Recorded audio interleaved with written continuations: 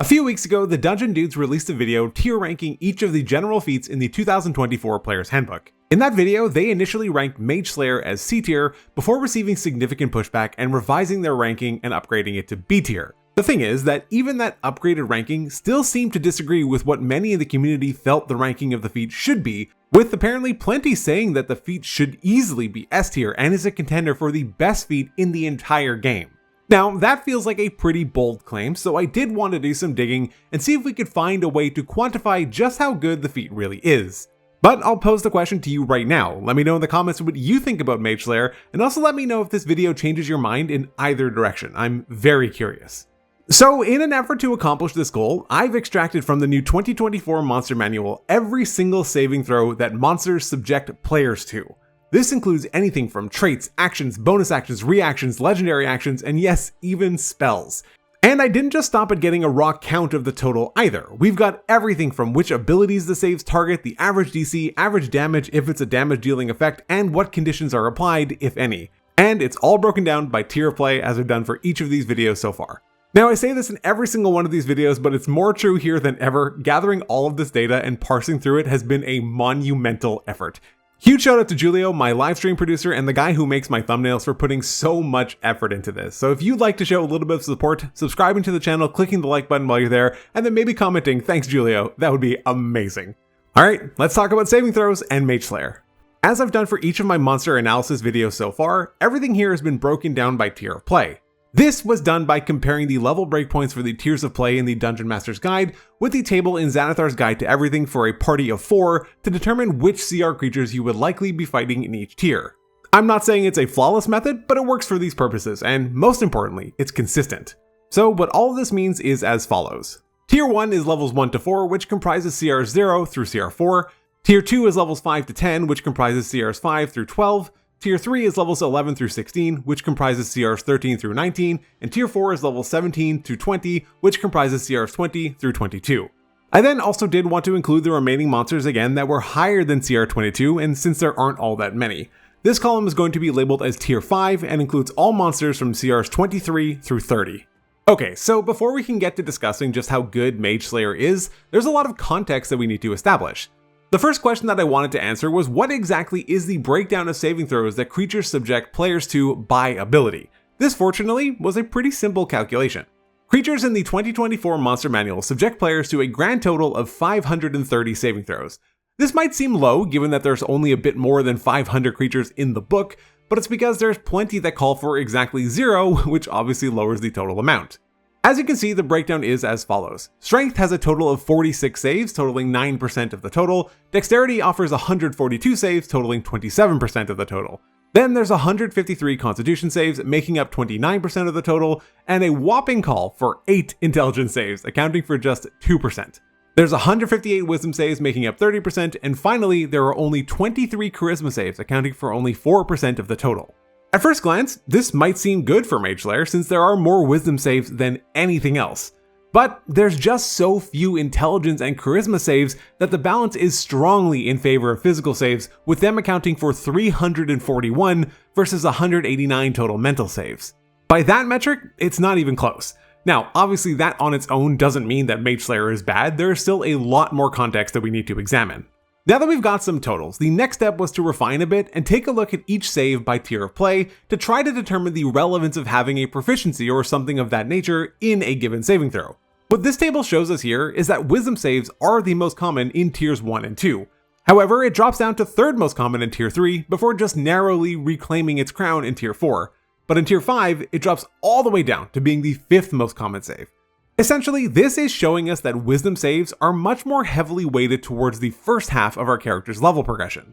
Looking at intelligence and charisma though, it's pretty dismal. There are exactly 0 intelligence saves offered outside of tiers 1 and 2, and we never see more than 7 charisma saves in any single tier, and even that only happens in tier 5. The other interesting data point here is that both dexterity and constitution, but particularly dexterity, are pretty well distributed across all tiers of play. Now we're starting to get somewhere, and we're getting a better picture of what exactly is going on, but we're still not done. The next step was to get the average save DC for each ability across each tier of play in an effort to get a better idea of how difficult these saves are to make. Starting in Tier 1, we can see that the average save DC across all 6 abilities is 12. Strength leads the way with an average of 13.1, a full point above the average. Then coming in at just above the average is Wisdom at 12.3, Dexterity and Constitution tied just below average at 11.7, Charisma is below that at 11.5, and finally Intelligence is sitting at the bottom at 11.3. So in Tier 1, as far as mental saves go, Wisdom is pretty much on average, while Charisma and Intelligence fall way below. Moving on to Tier 2, a different picture emerges. Charisma and Intelligence actually top the charts here with 15.8, a solid half point above the average. And all the way at the bottom, Wisdom is hanging out with an average of 15. This is a pattern which we will see remain largely consistent throughout the remaining tiers. In Tier 3, again, Charisma is at the top and Wisdom is all the way at the bottom. The same is true in Tier 4 as well. Only in Tier 5 do things change slightly. Charisma ends up falling to second to last, but Wisdom still remains firmly at the bottom. So what we're learning from all this is that despite Wisdom being the most prevalent save in the game, on average, across all tiers of play except Tier 1, it's statistically the easiest one to make. Now that does come with the important caveat of how truly easy or difficult a save is to make is directly tied to the ability scores that each class prioritizes and which saves you have proficiency in. Looking here at our class proficiency table, we can see that 8 of the 12 classes in the game have a default proficiency in at least one of the 3 mental saves, and 5 of the classes, Cleric, Druid, Paladin, Warlock, and Wizard, have proficiency in 2 of the mental saves. It is worth noting that yes, those were default save proficiencies, as there are a few class features that improve this. Rangers get Iron Mind, which provides proficiency in Wisdom saves, or if they already have that, it's either Charisma or Intelligence. Monks at level 14 get Disciplined Survivor, which gives them proficiency in all saving throws, and Rogue at level 15 gets Slippery Mind, which gives them proficiency in Wisdom and Charisma saving throws. Factoring all of those in, this is what the table looks like, and we now have 10 of our 12 classes with proficiency in at least one of the mental saves. The only 2 classes that don't are Barbarians and Fighters. Now, the thing with Mage Slayer is that it's obviously skewed towards martial characters given that it provides a bonus to either strength or dexterity and helps in situations where saves may be lacking by providing that once per short rest legendary resistance against a mental save. Here's the thing though, very few classes dump Wisdom. Even if it's not a core stat for the class, or even if the class doesn't get proficiency in the save, because Perception is tied to Wisdom and is arguably the most valuable skill in the game, almost no one dumps the ability. This ends up in resulting, at worst, Wisdom having a middling modifier. Again, the reason that we're harping on Wisdom so much is because we determined earlier that it's so common, so it's the most likely save to come up in relation to Mage Slayer and mental saves more broadly. The other thing about Mage Slayer is that even though it's generally targeted toward martial characters, pretty much anyone can take advantage of the feat, since gaining a +1 to your dexterity score is something that pretty much everyone will benefit from, if for no other reason than because it bumps your initiative and increases consistency against an incredibly common saving throw. The +1 to strength, on the other hand, is far less likely to be applicable to many classes though, so it's a good thing that you do get to choose. So, going one level deeper now, and I promise we are finally getting toward the end.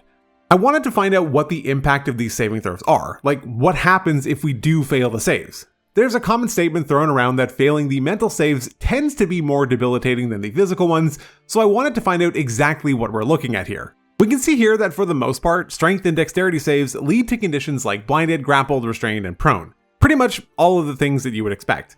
As a side note, the blank row indicates saves that don't result in a defined condition. This could be spells or effects that deal pure damage and nothing else, or something like Gust of Wind. As we turn to Constitution saves, we see a lot of the same, but we also see more incidences of things like incapacitated, paralyzed, poisoned, stunned, and unconscious. Definitely painting the picture that Constitution is not a save that you want to fail. But now, when we move into the mental saves, we see a lot of similarities across the 3. When looking at Wisdom, Intelligence, and Charisma, we see a plethora of Charmed and Frightened. This will be relevant shortly, but we also see some incapacitated, paralyzed, and stunned. The other interesting thing here is that between those same 3 saves, we have a staggering 79 out of 189 that are tagged as blank. Many of these are just pure damage, but also a huge proportion are things like Detect Thoughts or Scrying, which you're unlikely to use your once per rest legendary resistance on. Now I wanted to take a second to deep dive on Charmed and Frightened here because it comes up a lot in these saves, 65 times to be exact, and they are probably the conditions that are the easiest to obtain immunity or at least advantage on the saves against. Barbarian's Mindless Rage provides immunity against both conditions, Bard's Counter Charm provides a reactionary advantage on the save against either condition as well. Fighter's Guarded Mind lets you end the condition if you start your turn with either of them, and Monk's Self-Restoration lets you end one of the conditions at the end of your turn as well. Paladin's Restoring Touch lets you end either of the conditions with Lay on Hands, and Devotion Paladin's Oath of Devotion also provides allies with immunity to being charmed, and Oath of Courage provides immunity to being frightened. Ranger's Beguiling Twist provides advantage on the save to end or avoid either condition, and Sorcerer's Psychic Defenses also gives advantage to avoid or end either condition, and Warlock's Beguiling Defenses provides immunity to being charmed. Then there's spells like Heroism and Calm Emotions which provide immunity to either condition. Hero's Feast gives immunity to being frightened, and Mind Blank gives immunity to being charmed. I think the point that I'm making is incredibly clear here. There are no shortage of ways to obtain either immunity or advantage on saves against being charmed or frightened. Now, you might be wondering after that long tangent what the relevance of it all even was, so I'll explain. We've established that a failed Wisdom save is probably the most likely time that you would use your once per rest legendary resistance from Mage Slayer, since Wisdom saves are just the most common. But as I said earlier, 65 of those saves impose the Charmed or Frightened condition, which, as we've also established, is ludicrously easy to have either immunity to or advantage on the saves against. So if we subtract 65 from the total 189 mental saves, we're left with 124 saves. But also, as we noted earlier, 79 of those saves don't impose a condition. So if we subtract 79 from that, we end up with only 45. This means that of all the mental saves in the game, provided you have some kind of boon against being charmed or frightened, you really only need to worry about a grand total of 45 saves. Or, put a different way, 45 saves that Mage Slayer will have an increased relevance against. Incidentally, that's as many just strength saves as there are in the entire game. So really, it's just not all that common. I do feel at this point that it's important to point out some of the other non-wisdom mental saves that can be quite devastating if they do land on you. The Gold Dragon's Banish, Noble Prodigy's Befuddlement, Devour Intellect, Mind Blast and Mind Burst, and the Ghost's Possession. There's a good mix of both intelligence and charisma saves in there, and any of which could make good candidates for the use of your legendary resistance. But even then, it's still just really uncommon. Okay, with all that out of the way, let's talk about Mage Slayer and the Dungeon Dude's ranking of it. As a reminder, the feat lets you increase either your strength or dexterity by 1. It makes it so that when you damage a creature that's concentrating on a spell, it has disadvantage on the save to maintain concentration. And the flashy one, Guarded Mind lets you, if you fail an intelligence, wisdom, or charisma saving throw, to succeed instead, but you can only do this once per short or long rest. Back before the 2024 Player's Handbook even officially released, I made my own tier list of the feats in the new book. Incidentally, it's actually the most successful video I've ever posted on this channel. Anyway, when I made that video, I made the decision to opt to not rank feats as S tier, A, B, C, etc. The reason I didn't is because even if you qualify and describe the tiers, like 80% of the people watching are skipping that part and they'll just assume that what's on top is the best and everything else is necessarily worse. I instead decided to label my tiers as always good, build defining, build dependent, niche, and bad. During my video, I placed Mage Slayer as build defining, and I actually will say that I disagree with my own ranking on that one. Based on my own criteria, both now and honestly even at the time, I feel that it should have been dropped into build dependent, and while I don't disagree with Kelly and Monty's decision to upgrade the feat to B tier, I also don't think that their initial placement in C tier was actually all that unreasonable. First, the ability score increase. It's nice having the flexible option. Dexterity will be the quote-unquote correct pick many of the times, but there's plenty of times where strength will be better, so this is good all around. The next part of the feat is Concentration Breaker, and this is a more difficult one to evaluate. As I said in their video, the value of this will largely be determined by how often you are fighting against spellcasters. But not just that. The value is lowered because you then also need to target and hit them, but they also need to be concentrating on a spell. That's honestly quite a few hoops to jump through to still not have guaranteed value. The caster then just has disadvantage on the save. They don't automatically drop concentration. Many spellcasters are often staying out of the front line, which makes it more challenging for a primarily martial melee character to hit them, but that said, ranged weapons are obviously a thing. But as I said, it still feels like quite a few steps just to hope to get value out of it, especially since, as we've seen, Constitution saves are quite solid across all tiers of play. That said, it's also worth pointing out that many of the abilities that used to be spells on a lot of creatures have been transposed into abilities instead. There are currently only 47 spells across all monster lists that require concentration, many of which are not the things you're often looking to target with your Concentration Breaker. Yes, there is circumstances where any of these will be good to hit, but generally you're not really looking to get Alter Self, Calm Emotions, Clairvoyance, Control Weather, Detect Evil and Good, Detect Magic, Modify Memory, or Pass Without Trace, just to name a few. The point is that at least half of these spells are not quote-unquote combat relevant. And then there's the big one, Guarded Mind. We've already done quite a lot of discussion on this one, so there isn't too much else to say about it, so we can mostly summarize. Mental saves account for about half as many as the physical saves, and the vast majority of the mental saves are Wisdom, and Wisdom is actually the most common save in the game. However, Wisdom often also has the lowest average save DC on any ability, and is rarely a dump stat.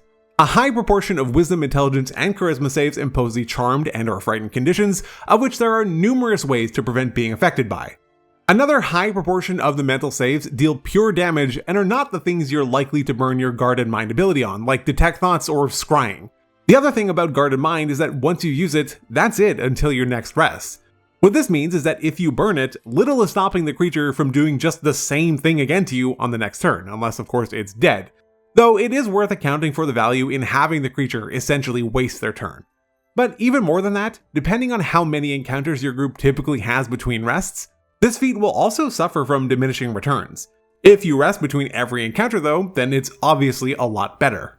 I think what appeals to so many about Mage Slayer is that when it works, you remember it. You feel it with every fiber of your being. It's a visceral sensation to just nope out of something that could have sent you to an early grave. So much so that you aren't remembering the dozens of encounters where it sat there doing absolutely nothing for you. When it works, you remember it, you feel it, and when it doesn't, you don't think twice about it. The high impact nature of the feat is a big part of what I think makes people love it so much. For me though, if you've seen any of my tier list videos before, you know that I don't like to evaluate things in a vacuum because, like I always say, anything can be god tier in the right moment. I instead like to evaluate how often something will be relevant and base my decisions around the likelihood of utility, and then, when it works, how much is it really doing for me? And based on that and everything we've discussed in this video, I really don't think that C tier was such an outlandish take on their part, especially given the high inherent variance of the feat and how good or bad it is being so highly dependent on the type of monsters that you regularly fight. I feel like their decision to upgrade Mage Slayer to B tier also feels justified if people feel like on average most are regularly fighting against spellcasters. I'd probably say B- or C+ feels about right. I'll be clear though that there is certainly a build or campaign where this feat is absolutely giga god tier S+++. I'm just not convinced that it's always the case. One final honorable mention I wanted to bring up is Resilient. I feel like this feat, on average, will deliver more value over the course of a campaign than Guarded Mind from Mage Slayer will. Pick it and choose Wisdom or one of the other two mental saves and call it a day. By no means is this going to be your first feat pick or probably even your second, but by most accounts, neither was Mage Slayer.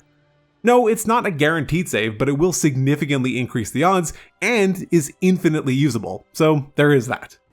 Well, that was an unreasonably deep dive into Mage Slayer and saving throws. Let me know your thoughts in the comment, check out some of my other videos, but otherwise, take care.